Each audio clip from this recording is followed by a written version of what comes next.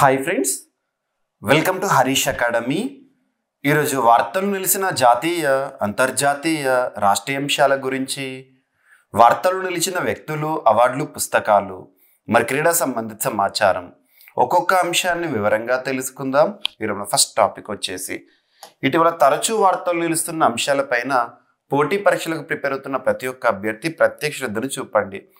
రెగ్యులర్గా రిపీటెడ్గా last 6 months are 1 yearలో వార్తలు ఇచ్చిన అంశాలను గుర్తించండి. ఎగ్జామినేషన్ పాయింట్ ఆఫ్ వ్యూలో గుర్తుపెట్టుకోండి. అలాంటి టాపిక్స్ని కనుక పరిశీలిస్తే వార్తలు నిలుస్తున్న సూచీలు కానివ్వండి, ప్రముఖ నివేదికలకు సంబంధించి కానివ్వండి, వార్తలు నిలుస్తున్న విన్యాసాలకి సంబంధించి, ఐఐటి రిలేటెడ్ టాపిక్స్ కానివ్వండి, వార్తలు నిలుస్తున్న ప్రాంతాలకి సంబంధించి, విపత్తు సంబంధిత అంశంతో వార్తల్లోకి వచ్చిన, వివాదాస్పదమై వార్తల్లోకి వచ్చిన, లేదా ఇటీవల కాలంలో ఎకానమీ పాయింట్ ఆఫ్ వ్యూలో ఇండియాస్ గ్రోత్ రేట్స్ ఎస్టిమేట్స్, ఇటువంటి టాపిక్స్. సో లాస్ట్ 1 yearలో రెగ్యులర్గా మనం డిస్కస్ చేస్తున్న టాపిక్స్ ఏవైతే ఉంటాయో అందులో ఇక్కడ అబ్జర్వ్ చేస్తే ఒక సూచి, ఒక ఇండెక్స్, ఏదైనా ఒక సూచి వార్తల్లోకి వచ్చినప్పుడు ఆ సూచి యొక్క పేరుని చూడండి, ఆ సూచిని విడుదల చేసే సంస్థ పేరు, ఆ సంస్థ యొక్క ప్రధాన కేంద్రం ఎక్కడ ఉంది, ఆ సూచీలో టాప్ పొజిషన్లో నిలిచిన దేశం ఏంటి లేదా దేశాలేంటి, భారతదేశం యొక్క స్థానం ఏంటి, భారతదేశం చుట్టుపక్కల దేశాలు ఏ పొజిషన్లో ఉన్నాయి, ఇటువంటి పాయింట్స్ని చూడాల్సిన అవసరం ఉంటుంది. సో ఇక్కడ అబ్జర్వ్ చేస్తే నెట్వర్క్ రెడీనెస్ ఇండెక్స్, ఇటీవల వార్తల్లోకి వచ్చిన నెట్వర్క్ రెడీనెస్ ఇండెక్స్ 2024లో భారతదేశం ఏ స్థానంలో ఉంది అంటారు. ఫస్ట్ క్వశ్చన్, ఏ స్థానం అంట? సో 49th పొజిషన్, 49వ స్థానంలో ఉంది. India claims 11 spots to secure 49th position globally. So 49th position గుర్తుంచుకోండి. నెట్వర్క్ రెడీనెస్ ఇండెక్స్ 2024లో భారతదేశం యొక్క స్థానం 49. మరి ఈ సూచిని విడుదల చేసే సంస్థ పేరేంటి, ఆ సంస్థ యొక్క ప్రధాన కేంద్రం ఎక్కడ? సో ఈ సూచిని ఎవ్రీ ఇయర్ మనం అబ్జర్వ్ చేస్తే పోర్టులన్స్ ఇన్స్టిట్యూట్ వారు విడుదల చేస్తారు. పోర్టులన్స్ ద పోర్టులన్స్ ఇన్స్టిట్యూట్, పోర్టులన్స్. ఈ సంస్థ ఎక్కడ ఉంది అంటే వాషింగ్టన్ DC కేంద్రంగా పనిచేస్తుంది. అమెరికా కేంద్రంగా పనిచేస్తున్న ది పోర్టులన్స్ ఇన్స్టిట్యూట్ వారు విడుదల చేసిన సూచి నెట్వర్క్ రెడీనెస్ ఇండెక్స్ 2024. అందులో భారతదేశం 49th పొజిషన్లో ఉంది. మరి ఈ సూచీలో టాప్ 3లో నిలిచిన దేశాలు ఏంటి అంటారు. So America, second Singapore, third వచ్చేసి ఫిన్లాండ్. మరి మన భారతదేశం యొక్క పొజిషన్ని మన చుట్టుపక్కల దేశాలతో కూడా కంపేర్ చేయాల్సి ఉంటుంది. మన చుట్టుపక్కల దేశాలు కనుక అబ్జర్వ్ చేస్తే చైనా 17th పొజిషన్లో ఉంది, Bangladesh 89th position, Sri Lanka 95th, Pakistan 97th, India ఎంతనంట 49th పొజిషన్. గుర్తుపెట్టుకోండి ఎన్ఎఫ్. ఏ టాపిక్లో ఎంతవరకైతే మనం సమాచారాన్ని చూడాల్సిన అవకాశం ఉంటుందో, అవసరం ఉంటుందో అంతవరకే చూడాలి. ఓకేనా? ఇక నెక్స్ట్ అగ్ని వారియర్ 2024 వార్తలు నిలిచిన ఒక విన్యాసం, అగ్ని వారియర్ 2024. సో ఇక్కడ ఏదైనా ఒక విన్యాసం వార్తల్లోకి వస్తే ఫస్ట్ ఆ విన్యాసం యొక్క పేరు, ఆ విన్యాసంలో ఎన్ని దేశాలు పాల్గొంటున్నాయి, ఆ దేశాల పేర్లేంటి, ప్రస్తుతం జరుగుతున్న ఈ విన్యాసం ఎక్కడ జరుగుతుంది, త్రివిధ దళాల్లో ఎవరికి సంబంధించింది, త్రివిధ దళాల్లో సైన్యానికి సంబంధించిందా, నావిక దళానికి సంబంధించిందా, వైమానిక దళానికి సంబంధించిందా, నెక్స్ట్ వచ్చేసి ఈ సంవత్సరం జరుగుతున్న విన్యాసము ఎన్నవ ఎడిషన్, ఎప్పుడు స్టార్ట్ అయింది, ఎన్ఎఫ్.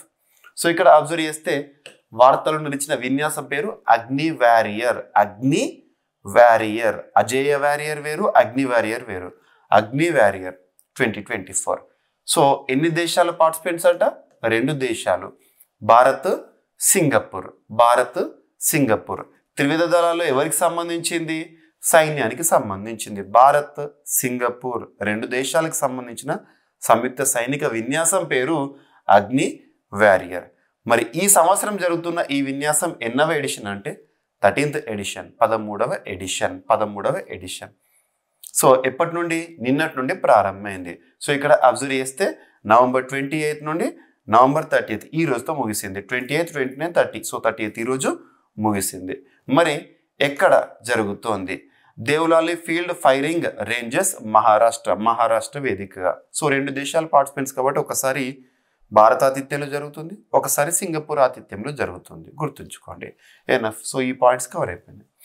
ఇక నెక్స్ట్ వచ్చేసి భారతదేశం ఇటీవల ఏ ఏ అంతర్జాతీయ కూటమిలో లేదా ఏ అంతర్జాతీయ సంస్థలు మెంబర్షిప్ని పొందిందో వాటిపైన examination point of view questions వస్తాయి. కొన్ని అంతర్జాతీయ కూటములు ఏవైతే ఉంటాయో వాటిపైన క్వశ్చన్స్ ఖచ్చితంగా వస్తాయి. ఇక్కడ UN peace building commission United Nations ఐక్యరాజ్య సమితికి అనుబంధంగా పనిచేస్తున్న పీస్ బిల్డింగ్ కమిషన్, ఈ సంస్థ ప్రధాన కేంద్రం వచ్చేసి న్యూయార్క్, అమెరికా కేంద్రంగా పనిచేస్తుంది. ఈ సంస్థలో మొత్తం 31 సభ్య దేశాలు ఉంటాయి. అందులో భారతదేశం తన సభ్యత్వాన్ని మరొకసారి పొందడం జరిగింది. సో ఇక్కడ అబ్జర్వ్ చేస్తే 2025 జనవరి నుండి 2026 డిసెంబర్ 31 వరకు. యాక్చువల్గా ఈ 31తో భారత్ యొక్క మెంబర్షిప్ ముగుస్తుంది, తిరిగి ఎన్నికైంది. సో సంవత్సరానికి గాను ఐక్యరాజ్య సమితి శాంతి నిర్మాణ కమిషన్, పీస్ బిల్డింగ్ కమిషన్ అంటాం, భారత్ మరోసారి ఎన్నికైంది. ప్రస్తుతం ఈ కమిషన్లో భారత సభ్యత్వం ఈ ఏడాది డిసెంబర్ 31తో ముగుస్తుంది. ఐక్యరాజ్య సమితి వ్యవస్థాపక సభ్య దేశాల్లో ఒకటైన భారత్ ఐక్యరాజ్య సమితి శాంతి పరిరక్షక దళాల్లో కీలకంగా వ్యవహరిస్తోంది. పీస్ బిల్డింగ్ కమిషన్కి 2025-26 కాలానికి గాను మరోసారి ఎన్నికైంది. ప్రపంచ శాంతి స్థిరత్వం కోసం కట్టుబడి ఉంటుందని ఐక్యరాజ్య సమితి శాశ్వత మిషన్ రీసెంట్గా చెప్పడం జరిగింది. సంఘర్షణ నెలకొన్న దేశాల్లో శాంతి నెలకొల్పే ప్రయత్నాలకు పీసీబీ సలహా మండలిగా వ్యవహరిస్తుందంట, గుర్తుంచుకోండి. సో ఎగ్జామినేషన్ పాయింట్ ఆఫ్ వ్యూలో అడిగే అవకాశాలు ఉంటాయి. 31 సభ్య దేశాలు ఉంటాయి. ఓకేనా. ఇక నెక్స్ట్ 16 ఏళ్లలోపు పిల్లలపై లేదా చిన్నారులపై సోషల్ మీడియా వాడకపోయిన నిషేధం అని చెప్పేసి చాలాసార్లు మనం డిస్కస్ చేశాము. ఆస్ట్రేలియా చర్యలు తీసుకుంటుందని, ఆ చర్యల దిశగా మరొక అడుగు పడింది.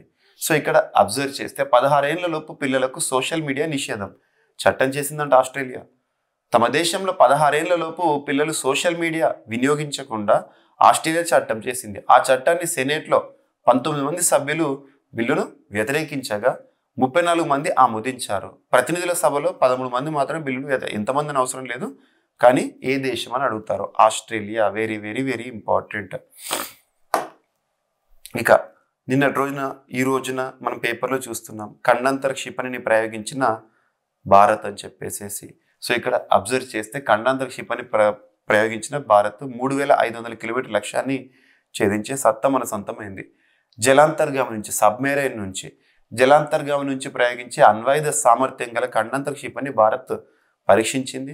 ఇది 3500 కిలోమీటర్ల పరిధిలో లక్ష్యాన్ని ఛేదించగలదు. అణ్వాయుధ సామర్థ్యం గల జలాంతర్గామి ఐఎన్ఎస్ అరిగాత్ నుంచి దీన్ని విశాఖపట్నం నుంచి పరిశీలించినట్లు విశ్వసనీయ వర్గాలు తెలిపాయి.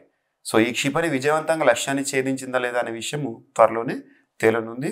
ఐఎన్ఎస్ అరిగాత్ను భారత నావికాదళంలో ఆగస్టులోనే ప్రవేశపెట్టారు. దీని నుంచి K4 క్షిపణిని ప్రయోగించడం ఇదే మొదటిసారి అంట. K4 క్షిపణి గుర్తుంచుకోండి, కాంటినెంటల్ మిసైల్ అనొచ్చు.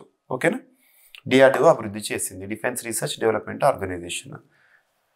ఇక జడ్జిల నియామకానికి రిజర్వేషన్ వర్తించదని కేంద్ర మంత్రి గారు చెప్పిన మాట. సో సుప్రీంకోర్టు, హైకోర్టు న్యాయమూర్తుల నియామకంలో కుల వర్గ ప్రాతిపదికన రిజర్వేషన్ కల్పించే నిబంధన ఏదీ లేదని కేంద్ర న్యాయశాఖ మంత్రిగా విధులు నిర్వర్తిస్తున్న అర్జున్ రామ్ మేఘవాల్ గారు స్పష్టం చేశారు. హైకోర్టు జడ్జిల్లో ఎందరు ఎస్సీలు, ఎస్టీలు, ఓబీసీలు ఉన్నారన్న సమాచారాన్ని తెలిపే పట్టికేది కేంద్రం నిర్వహించదని తెలిపారు. రామస్వామి నీలకందన్, జాన్ సత్యంలను మద్రాస్ హైకోర్టు న్యాయమూర్తులుగా నియమించాలని కొలీజియం 2023లో సిఫార్సు చేసినప్పటికీ ఇప్పటికీ ఎందుకు నియామకం జరపలేదంటూ అడిగిన ప్రశ్నకు అనుబంధ సమాధానంగా ఈ అంశాన్ని రాజ్యసభలో కేంద్ర మంత్రి గారు చెప్పడం జరిగింది. ఇక ప్రతి 811 మందికి ఒక doctor. So doctor patient ratio అని చెప్పవచ్చు. సో జాతీయ వైద్య కమిషన్ గణాంకాలు ఏం చెప్తున్నాయంటే దేశంలో నవంబర్ 2024 వరకు, so as on this day, జాతీయ వైద్య కమిషన్, నేషనల్ మెడికల్ కమిషన్ రాష్ట్ర వైద్య మండళ్లలో రిజిస్టర్ అయిన మొత్తం అలోపతిక్ డాక్టర్లు 13,86,145 మంది. వీరు కాక ఆయుష్ డాక్టర్లు మరొక 6.14 లక్షల మంది ఉంటారని అంచనా. మొత్తంగా చూస్తే దేశంలో ప్రతి 811 మందికి ఒక డాక్టర్, 1:811 అంట. సో ఇక అబ్జర్వ్ చేస్తే ఎక్కడెక్కడ ఎంతగా నమోదు చేసుకున్నారు, ఇది అవసరం లేదు, ఈ సెంటెన్స్ చాలు. ఇక రొయ్య పొట్టు విత్తనంతో జట్టు ఒక పరిశోధన, ఇన్నోవేషన్, సైన్స్ రంగానికి సంబంధించి బయోపాలిమర్ ఆధారిత విధానం, మొక్కలకు రక్షా కవచం, జాతీయ నూనె గింజల పరిశోధన సంస్థ శాస్త్రవేత్తల వినూత్న ఆవిష్కరణ. వృధాగా పడేసే రొయ్య పొట్టుకు పలు సేంద్రియ పదార్థాలను కలిపి విత్తనాలపై పొరలుగా చేసి నాటడం ద్వారా అధిక దిగుబడితో పాటు చీడపీడల నివారణ, భూసార సంరక్షణతో పాటు మొక్కలకు రక్షణ కవచంగా ఉపయోగపడుతుందని శాస్త్రవేత్తలు నిరూపించారు. హైదరాబాద్ రాజేంద్ర నగర్లోని జాతీయ నూనె గింజల పరిశోధన సంస్థ శాస్త్రవేత్తలు ఈ విధంగా పరిశోధన చేయడం జరిగింది. గుర్తుంచుకోండి. సో తెలంగాణ రాష్ట్రానికి సంబంధించి తెలంగాణ రాష్ట్రం లేదా తెలుగు రాష్ట్రాల్లో మొట్టమొదటి వరల్డ్ హెరిటేజ్ సైట్, 2 తెలుగు రాష్ట్రాల్లో మొట్టమొదటి వరల్డ్ హెరిటేజ్ సైట్ రామప్ప 2020 నుండి మనం వింటున్నాము. భారతదేశంలో as on this day UNESCO 43 world heritage సైట్స్ని గుర్తిస్తే అందులో ఒకటి మన తెలుగు ప్రాంతంలో ఉంది, రామప్ప. సో రామప్ప అభివృద్ధి కోసం మరి ఇటీవల మనము సెప్టెంబర్ 27 సబ్జెక్ట్ కండిషన్ ఆ రోజున బెస్ట్ టూరిజం విలేజెస్ అని చెప్పేసి పురస్కారాల ప్రకటన రోజు తెలంగాణ నుండి నిర్మల్, సోమశిల ఇటువంటి డిస్కస్ చేశాం కదా ఆ రోజు. సో సోమశిల, సో ఈ 2 ప్రాంతం రామప్ప, సోమశిల ఈ 2 ప్రాంతాల అభివృద్ధికి 142 కోట్లు. సో ఇక్కడ అబ్జర్వ్ చేస్తే రామప్ప, సోమశిల పర్యాటక సర్క్యూట్ల అభివృద్ధికి కేంద్ర ప్రభుత్వం 142 కోట్లు ప్రకటించింది. Special assistance to states, union territories for capital investment scheme కింద ఈ నిధులు మంజూరు చేసినట్లు కేంద్ర పర్యాటక శాఖ మంత్రి గజేంద్ర సింగ్ షెకావత్ గారు ఒక ప్రకటనలో చెప్పారు. సో ఈ టెంపుల్స్ అభివృద్ధి కోసం, ఈ పర్యాటక ప్రాంతాల అభివృద్ధి కోసము మీకు ప్రసాద్ స్కీము లేదా ఇటువంటి schemes examination point of view అడుగుతారు. ఇక ఏపీకి సంబంధించి రాష్ట్రంలో గంజాయి, మాదక ద్రవ్యాలపై ఉక్కుపాదం మోపేందుకు ఈగల్. సో ఈగల్ అంటే ఏంటంటే elite anti narcotics group for law enforcement కార్యరంగం వచ్చేసింది. సో మొత్తం 459 మంది సిబ్బంది పనిచేసే ఈగల్లో భాగంగా అమరావతిలో రాష్ట్ర స్థాయి నార్కోటిక్స్ పోలీస్ స్టేషన్, జిల్లాకు ఒకటి 26 చొప్పున 26 నార్కోటిక్స్ కంట్రోల్ విభాగాలు ఉంటాయంట. ఈ ప్రత్యేక విభాగాన్ని ఏర్పాటు చేస్తూ హోంశాఖ ఉత్తర్వులు జారీ చేసింది. ఈగల్ ఫుల్ ఫామ్ ఏంటి, ఎందుకోసం గుర్తుపెట్టుకోండి సరిపోతుంది. ఇక టోల్ ఫ్రీ నెంబర్ని కూడా ఇక రిలీజ్ చేశారు 1972. ఏపీ రీజనల్ ఇష్యూస్లో ఇంపార్టెంట్. ఇక వార్తల్లో వ్యక్తుల విషయానికి వస్తే ఏడీబీ, ఏషియన్ డెవలప్మెంట్ బ్యాంక్.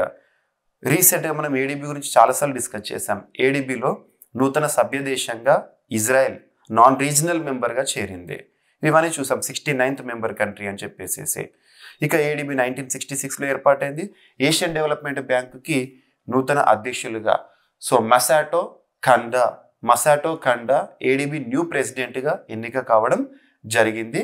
తను February 20 ఎవరి స్థానంలో, కొత్త అధ్యక్షుడు ఎవరట, ఎన్నికైన వారు ఎవరట అంటే మసాటో ఖండా. మరి ఎవరిని రిప్లేస్ చేయబోతున్నారు, ఎవరి స్థానంలో అంటే మసాసుగు అసకావా. పేరు గుర్తుంచుకోండి, that's enough. Next Swiatek డోపీ. So tennis అంటేనే ప్రస్తుత కాంటెంపరీ వరల్డ్లో తన పేరు గుర్తొస్తుంది. సో తనని ఇటీవల తనపై నిషేధము. సో స్వియాటెక్ పోలాండ్ టెన్నిస్ స్టార్పై 1 నెల రోజుల నిషేధం. అంతర్జాతీయ టెన్నిస్లో అగ్రస్థాయిలో మరోసారి డోపింగ్ ఉదంతరం కలకలం రేపింది. ఇటీవల పురుషుల నంబర్ 1 యానిక్ సిన్నర్ డోపింగ్ టెస్ట్లో పట్టుబడగా ఈసారి మహిళల స్టార్ ప్లేయర్ వంతు వచ్చేసింది. 5 గ్రాండ్ స్లామ్ టోర్నీల విజేత, ప్రపంచ 2వ ర్యాంకర్ ఇగా స్వియాటెక్ డోపింగ్లో పట్టుబడింది. సో తన పైన 1 నెల రోజుల నిషేధం, గుర్తుపెట్టుకోండి. సో ఈరోజు వార్తల్లో ఇచ్చిన అంశాలను ఒకసారి ర్యాపిడ్గా చూస్తే నెట్వర్క్ రెడీనెస్ ఇండెక్స్ వార్తల్లోకి వచ్చింది. అగ్ని వారియర్ 2024 ఈరోజు ముగిసింది. ఐక్యరాజ్య సమితి శాంతి నిర్మాణ కమిషన్కు భారత్ తిరిగి ఎన్నికైంది. ఇక 16 ఏళ్లలోపు పిల్లలకు సోషల్ మీడియా వాడకంపై నిషేధాన్ని విధించిన ఆస్ట్రేలియా. ఖండాంతర క్షిపణిని K4 క్షిపణిని ప్రయోగించిన భారత్. సో జడ్జిల నియామకానికి రిజర్వేషన్ వర్తించదని కేంద్ర ప్రభుత్వం వెల్లడి. భారతదేశంలో ప్రతి 811 మందికి ఒక డాక్టర్ ఉన్నారని చెప్పేసి అఫీషియల్ స్టాట్స్. సో రొయ్య పొట్టుతో ఇన్నోవేషన్ చేస్తూ జాతీయ నూనె గింజల పరిశోధన సంస్థ శాస్త్రవేత్తలు తెలంగాణ రాష్ట్రంలోని రామప్ప, సోమశిల అభివృద్ధికి 142 కోట్లను కేటాయించింది కేంద్ర ప్రభుత్వము. సో ఆంధ్రప్రదేశ్ రాష్ట్రంలో గంజాయి, మాదక ద్రవ్యాలపై ఉక్కుపాదం మోపేందుకు anti narcotics group for law enforcement EAGLE. So వార్తలు ఇచ్చిన వ్యక్తి ఏడీబీకి నూతన అధ్యక్షులుగా ఎన్నికైన మసాటో ఖండా. స్వియాటెక్ డోపీగా తేలింది, 1 నెల రోజుల నిషేధాన్ని ఎదుర్కోబోతోంది టెన్నిస్ దిగ్గజం. సో ఇవి ఫ్రెండ్స్ ఈరోజు వార్తలు నిలిచిన అంశాలు. మిస్లేనియస్ అంశాలను మిగిలిపోతే రేపటి క్లాస్లో జోడించి మరొకసారి డిస్కస్ చేద్దాం. రేపు కలుద్దాం. Thank you.